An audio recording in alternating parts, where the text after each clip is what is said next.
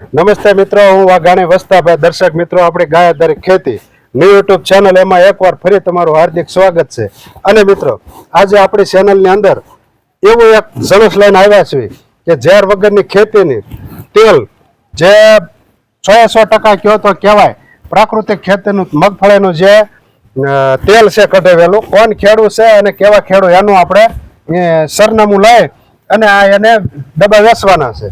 તો તમારી ચેનલનું પણ નામ બોલ્યું.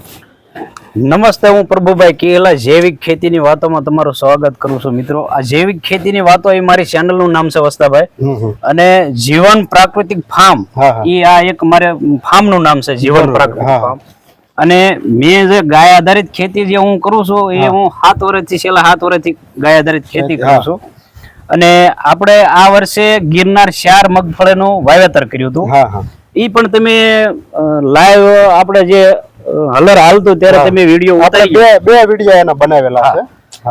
પણ ઈ જે આપણે ગિરનાર 4 મગફળીનું જે તેલ આપણે કઢાયું છે, અને તેલનું નામ આપણે જીવન પ્રાકૃતિક ફાર્મ નું તેલનું નામ રાખેલું છે, બેનર ઉપર રાખેલું ડબ્બા.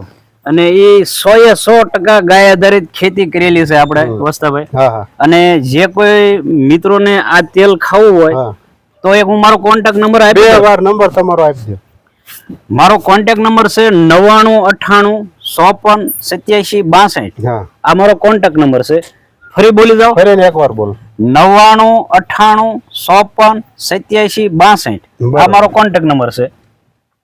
મિત્રો, જે કોઈને ઝેર વગરનું તેલ ખાવું હોય તો અવશ્ય પ્રભુભાઈનો કોન્ટેક્ટ કરી અને તમે મંગાવી શકો છો. અને મિત્રો, જેની મગફળી જ્યારે વાવેતર કરેલું હતું એ સમયના આપણી ચેનલની અંદર 2 વિડીયો મૂકેલા છે.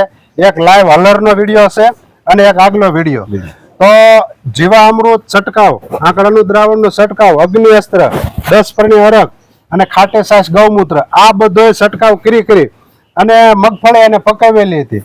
પ્રભુભાઈ, એમાં ઉતારો પણ કેવો આવ્યો હતો એનો મેં વિડીયો બનાવ્યો છે, જરાક વાત કરો. વસ્તાભાઈ, બધું આપણે જયારે હલર હાલતું ત્યારે તમે કહેતા હતા 200 મણ બહાર ઉતારો 4 વીઘાનો આપણે વાવેતર કર્યું હતું, અને 200 મણ બહારનું તમે કહેતા, પણ છતાં આપણે કીધું હતું કે ભાઈ કાંટો ન્યાય કરે.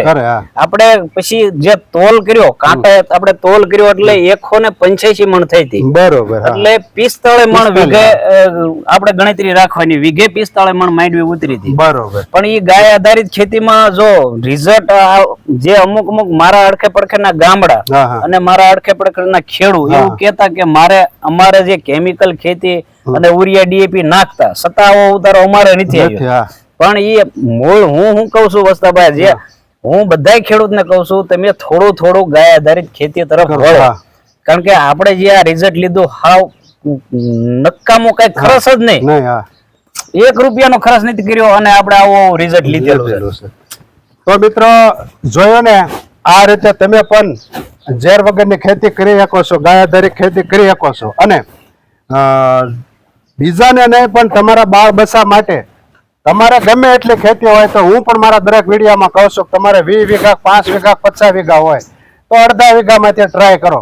મારા વિડીયો જોતા રહ્યો, એમાંથી નો ખ્યાલ આવે તો મારો પણ નંબર હું ચેનલની અંદર દર ચેનલમાં મૂકું છું, તો ફોન કરીને માહિતી મેળવી શકો છો. અને ઝેર વગરનું તેલ ખાવું હોય તો અમારે ખેડૂતનો કોન્ટેક્ટ કરી અને અવશ્ય તમે ખાઈ શકો છો. પ્રભુભાઈ, દિવસે ને દિવસે બીમારી જો વધતી જાય છે બધે, તો ઝાઝા કેસ કેવા બને છે કે માણાને એટેક આવી જાય છે, હૃદય રોગની બીમારી છે, પછી ખાલીઓ સડવાના પ્રશ્ન રહે છે, રગુ બંધ થઈ જાય છે. તો એનું કારણ એ છે કે કેમિકલ વાળું તેલ અને ભેળસેળિયું તેલ. તો એના માટે કાશી ઘાણીનું તેલ જે કહેવાય છે સારામાં સારું શુદ્ધ અને વળી પ્રાકૃતિક ખેતીનું, તો પ્રભુભાઈનો કોન્ટેક્ટ કરી તમે લઈ શકો છો. તો આ વિડીયો સારો લાગે તો આગળ મોકલી અને અવશ્ય ઝેર વગરનું ખાવા માટે કોન્ટેક્ટ કરજો અને શેર પાસને સબસ્ક્રાઇબ કરજો. જય ભારત ને જય ગૌ માતા.